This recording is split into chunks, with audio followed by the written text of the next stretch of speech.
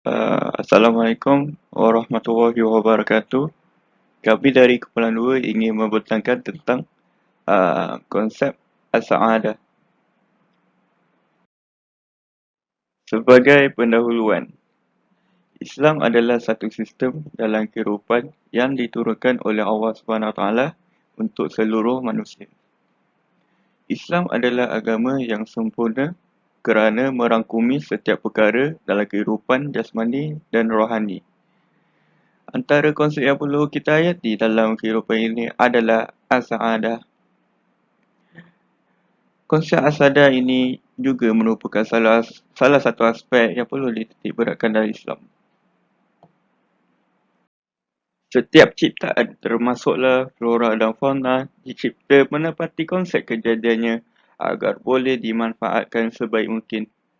Begitu juga penciptaan manusia perlu berperanan dan berfungsi dengan baik agar sesuai dengan kejadiannya yang mulia di sisi Allah SWT. Terdapat dua tujuan utama kejadian dan kelahiran manusia ke bumi, iaitu sebagai hamba yang mengabdikan diri kepada Tuhannya dan sebagai khalifah yang berperanan mengurus serta mentadbir muka bumi seperti yang diamanahkan oleh Allah SWT. Hamba Allah. Seluruh makhluk yang diciptakan oleh Allah SWT di muka bumi ini adalah milik Allah. Justru itu, seluruh manusia, termasuk manusia, hendaklah tunduk dan patuh kepada sistem yang telah ditentukan oleh Allah SWT. Seluruh manusia bertanggungjawab untuk mengabdikan diri kepada Allah SWT. Oleh itu, manusia wajib menjalankan tugasan sebagai hamba Allah SWT. Selain tujuan penciptaan manusia ini sebagai hamba kepada Allah SWT, manusia juga diciptakan untuk menjadi sebagai khalifah Allah di muka bumi ini. Manusia telah dipilih oleh Allah SWT, iaitu hambanya sebagai pengganti untuk mengurus, mentadbir, membangunkan dan memakmurkan bumi. Amanah ini dipertanggungjawabkan dengan cara kita melaksanakan syariatnya sama ada pada individu, keluarga, masyarakat dan negara. Namun, manusia seharusnya memikirkan sejauh mana mereka yang menjalankan amanah, tanggungjawab dan tugasan sebagai khalifah. Baik, di sini definisi al-sa'adah. Pertama-tama, al-sa'adah dalam Islam. Al-sa'adah ini, istilah al-sa'adah ini berasal daripada perkataan sa'idah dan juga as-sa'adah. Maksudnya, kebahagiaan di mana manusia mendapat keadaan hidup yang aman, damai serta pengalaman yang gembira atau kesenangan hidup. Maka, kita dapat dilihat di sini bahawa kebahagiaan merupakan lawan kepada kesengsaraan, kesulitan ataupun kemudaratan. Seterusnya, sa'adah pada manusia adalah pada kemuncak kebahagiaan yang terakhir dengan cara mereka menyerahkan diri secara sukarela kepada Islam dengan beriman kepada Allah SWT dan mentaati segala perintah dan larangannya. Sa'adah menurut tokoh falsafah Islam. Pertama, Al-Ghazali. Padanya, kebahagiaan yang tertinggi dan hakiki hasil daripada keupayaan manusia memperoleh keutamaan akhlak dan kesucian jiwanya. Keutamaan dan kesucian jiwa dapat membezakan antara jalan kebahagiaan dan kesengsaraan. Manakala kebahagiaan akhlak atau budi pekerti diperoleh dengan amal ibadah yang berterusan, walaupun hilangnya perkara-perkara biasa yang keji ataupun mungkar. Terusnya, bagi Al-Ghazali, al-sa'adah ini kebahagiaan adalah melalui ilmu dan amal. Fungsi amal adalah untuk menghilangkan hal-hal yang tidak sepatutnya, manakala fungsi ilmu adalah untuk mencapai hal-hal yang diinginkan. Bagi pendapat Ibnu Miskawai, as-sa'adah ini adalah kebahagiaan merupakan kecetusan dari hati dan jiwa yang bersih, dan seseorang tidak akan dapat mencapai kebahagiaan yang sempurna tanpa mempelajari hikmah dan falsafah, iaitu ilmu pengetahuan. Sa'adah dalam Al-Quran. Kata sa'adah ini hanya disebut sekali saja, itu pun berkaitan dengan syurga. Namun banyak ayat-ayat lain yang digunakan dalam Al-Quran untuk menunjukkan maksud sa'adah ini. Jadi dari segi bahasa merupakan masdar dari ayat Al-Quran yang bermaksud kebahagiaan, suasana tenang dan aman serta gembira. Konsep as-sa'adah dalam Al-Quran ini boleh dikatakan dalam banyak contoh. Jadi saya ambil satu contoh yang pertama, iaitu beriman dan beramal soleh kepada Allah SWT. Al-Quran Allah SWT juga telah menunjukkan bahawa maksud as-sa'adah ini telah memberi petunjuk kepada manusia kebahagiaan itu untuk dimati oleh hamba-hambanya. Seperti mana ayat yang ditunjukkan dalam slide ini. Bismillahirrahmanirrahim. Qad aflahal mu'minun. Maksudnya, sesungguhnya berjayalah orang-orang yang beriman. Ayat pertama. Jadi di sini sa'adah dan kebahagiaan dalam menjalani setiap manusia telah diberikan petunjuk kepadanya untuk berbahagia. Sa'adah di dalam Al-Hadis. Istilah Sa'adah juga disebut dalam Al-Hadis, seperti mana yang diriwayatkan oleh Ibn Hibban. Rasulullah telah bersabda mafhumnya, tempat tanda kebahagiaan ialah isteri yang salihah, tempat tinggal yang luas, jiran yang salih dan kenderaan yang elok. Tanda kebahagiaan yang pertama ialah pasangan yang salih. Pasangan yang salih di sini difahami yang mana sama ada isteri yang salihah maupun suami yang salih. Yang kedua adalah jiran yang salih. Jiran yang salih boleh difahami dengan makna keluarga maupun mereka yang tinggal berdekatan dengan tempat tinggal kita. Yang ketiga adalah kenderaan yang elok, yang mana kenderaan ini mampu membawa kita sampai kepada destinasi yang kita tuju dengan selamat dan sempurna.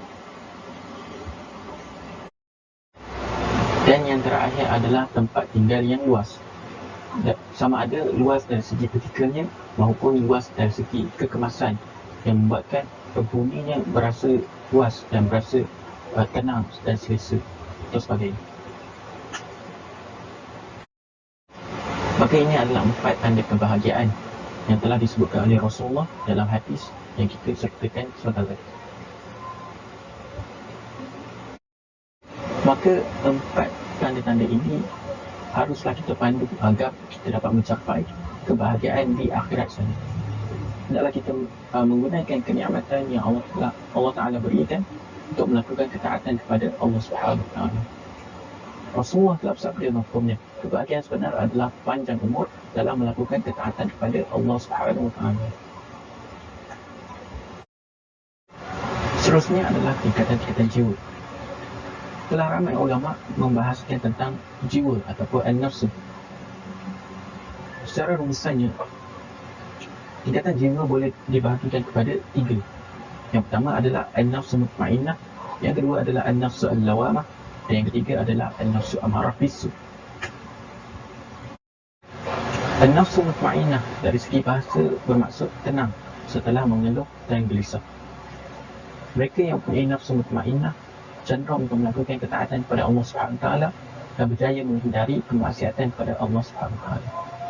Allah Ta'ala berfirman yang bermaksud, hai jiwa yang tenteram, kembalilah kepada Tuhanmu dengan hati yang puas lagi diridainya, maka masuklah ke dalam golongan hamba-hambaku dan masuklah ke dalam syurgaku.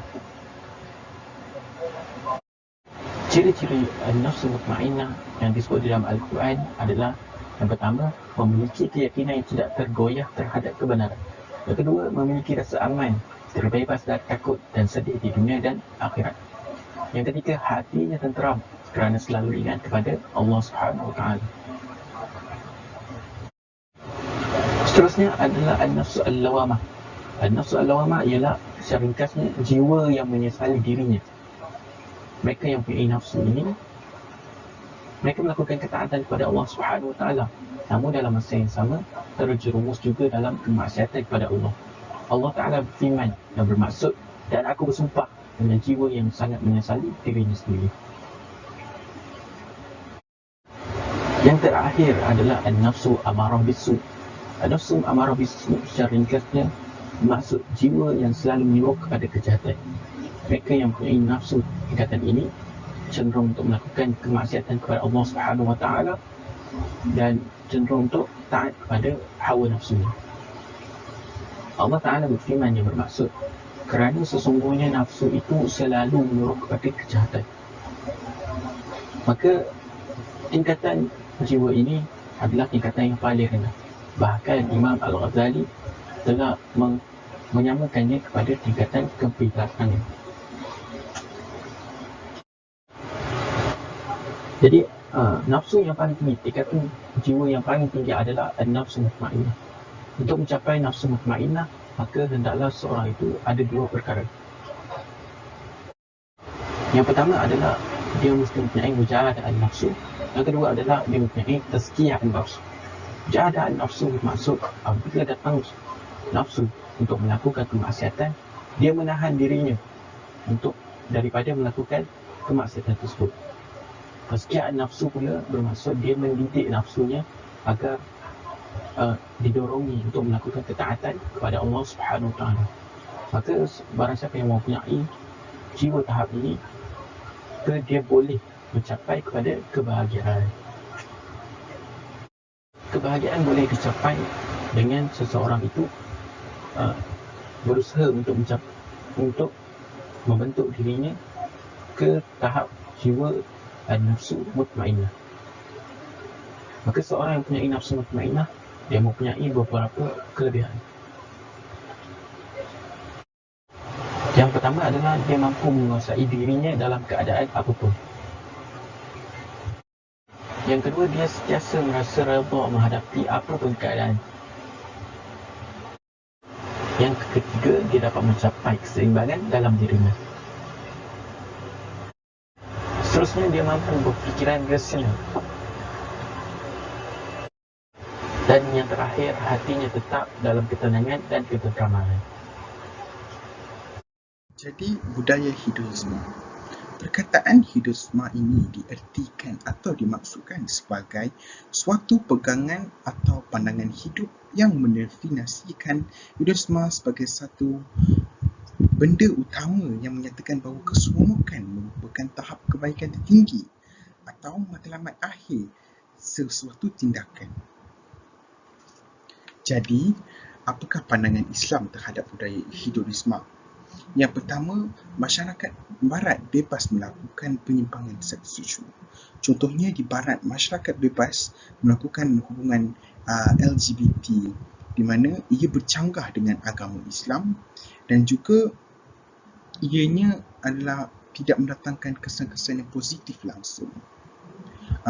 Sebagai contoh di kaum Nabi Lut, di mana mereka telah menjadi batu kerana melakukan hubungan seksual sesama jenis. Selain itu, keseronokan yang berlebihan sehingga melampaui batas. Kecenderungan yang berlebihan kepada kesenangan dan hiburan menjadikan manusia alpa dan lalai dengan tipu daya dunia. Mereka tidak sedar bahawa keseronokan yang dikecapi tersebut hanyalah bersifat sementara dan bukannya ketenangan yang hakiki. Jadi, implikasi hedonisme antaranya ia adalah ia menggagalkan usaha remaja menjadi golongan manusia yang sempurna dari segi intelek, rohani, jasmani maupun emosi. Ia juga akan meningkatkan kadar jenayah di dalam negara kita. Di samping itu, ia juga akan menjejaskan kestabilan politik negara dan juga perkembangan ekonomi negara sedikit demi sedikit akan merundum disebabkan hal ini. Jadi dua faktor utamanya adalah dari segi akidah dan juga akhlak. Dari segi akidah, tanpa akidah akan rosaklah nilai iman kehidupan seseorang. Istilah hedonisme ini berintikan sekularisme memang memencilkan soal akidah, kerana jika wujudnya akidah yang tidak dapat berkembang dengan bebasnya, dalam hal ini apabila seorang mengamalkan ideologi ini diibaratkan sebagai seseorang yang menolak ketauhidan, dan sudah pastilah akidah sebagai galang gantinya. Yang kedua, dari segi akidah, hedonisme ini ialah salah satu sistem moral dalam masyarakat barat yang meletakkan pengukuran keseronokan sebagai ukuran bagi semua pekerjaan yang dilakukannya. Dan sudah pastilah, seperti yang kita tahu, jika keseronokan itu berkait dapat dengan nafsu, dan apabila nafsu tanpa kawalan akal, batas maupun, maka hancurlah akhlak.